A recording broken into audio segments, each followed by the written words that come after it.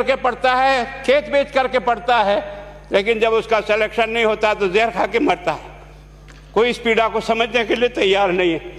और हम इस कानून को ला करके दुनिया को बताना चाह रहे हैं कि हमने इतना बड़ा कानून कर दिया, इस कानून से कुछ भी नहीं होगा। मैं आज आपको कह रहा हूं,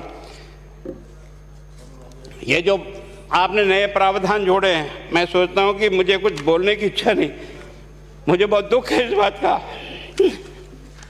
क्या होगा ये?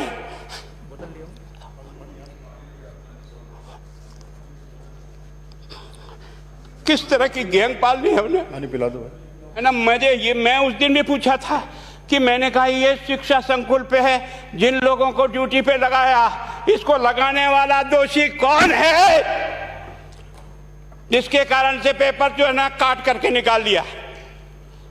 ये तो ठीक है, भाग्य हमारा अच्छा था कि सवाई माधोपुर की घटना छूट गई और एसओजी को उसमें हाथ में लग करके कुछ केस लग गया। अगर वो केस नहीं लगता तो आज आपकी सारी नौकरी पर इन सब बड़े बड़े दलालों के स्कूल में पढ़ने वाले बच्चे होते और मेरा गरीब का बच्चा अपना घर लौट के जाता। क्या दुर्भाग्य है। और इस कारण से केवल इसके लिए खुश मत हो जाओ कि हमने कानून बहुत सख्त बना दिया इसलिए अपराधी रुक जाएगा। नहीं, सिस्टम को बदलना होगा, ये परीक्षा का सिस्टम चेंज करना होगा। मैं सोचता हूँ कि क्या हम इतने अक्लमंद बैठे हैं, क्या इस व्यवस्था को चेंज नहीं कर सकते? क्या एक ही पेपर सारे राजस्थान में 20 लाख बच्चों को दिया जाए? क्या इसका कोई ऑल्टरनेट नहीं हो सकता? इसका ऑल्टरनेट सोचना चाहिए कि हम परीक्षा को टुकड़े टुकड़ों में कैसे कर सकते हैं। जिले के अनुसार पेपर नहीं, एक नहीं हम 25 पेपर बना सकते हैं। कौन से सेंटर पर कौन सा पेपर जाएगा कोई तय नहीं करेगा कौन सा जाएगा, और हम जो इच्छा होगी उस सेंटर पे वो पेपर भेजेंगे। और ये जितने भी प्राइवेट कॉलेजों में आपने सेंटर बना रखे उनको बंद करो, इनको तुरंत बंद करिए एक ऑर्डर से।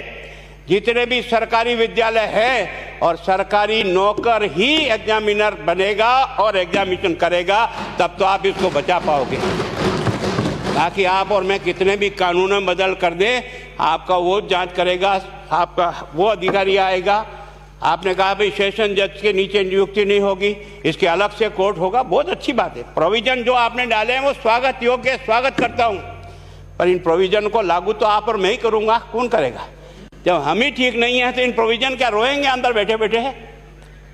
जब तक हमारा दिल और दिमाग ठीक नहीं होगा ना, इस बीमारी का इलाज नहीं होगा।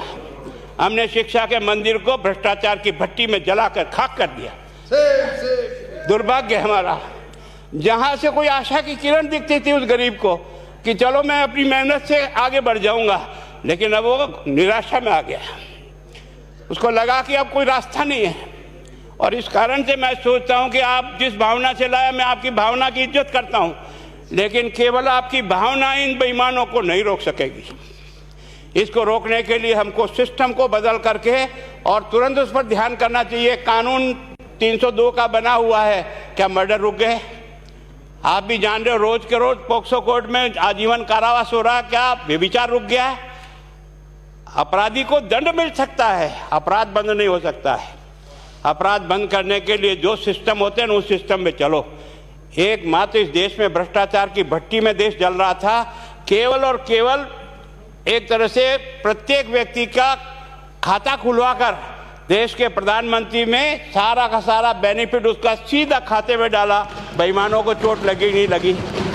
उस तरफ अपना दिमाग बचाओ, उस तरफ अपना दिमाग लगाओ कि इस बीमारी का इलाज कहाँ है और कैसे हो, इस बारे में चिंता करने की कोशिश करो।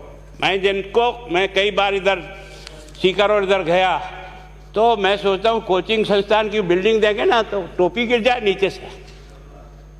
क्या चीज़ है यार, भगवान ने क्या लक्ष्मी वहीं बरसाई है। और जो बाकी संस्थाएं, उसका कारण यह है कि हमने अपनी दुकान को इतनी कमज़ोर कर दी है कि जहाँ बच्चे अच्छी तरह से शिक्षा लेकर के हम जैसे गरीब पढ़ करके यहाँ आ गए, अब वो रास्ते नहीं हैं। और इस कारण से मेरी बहुत विनम्र प्रार्थना है, इस बीमारी का इलाज चाहिए बच्चे को, कानून से नहीं होगा, कानून के अलावा होगा, और उसमें आप करें। धन्यवाद। Thank you. माननीय मंत्री महोदय।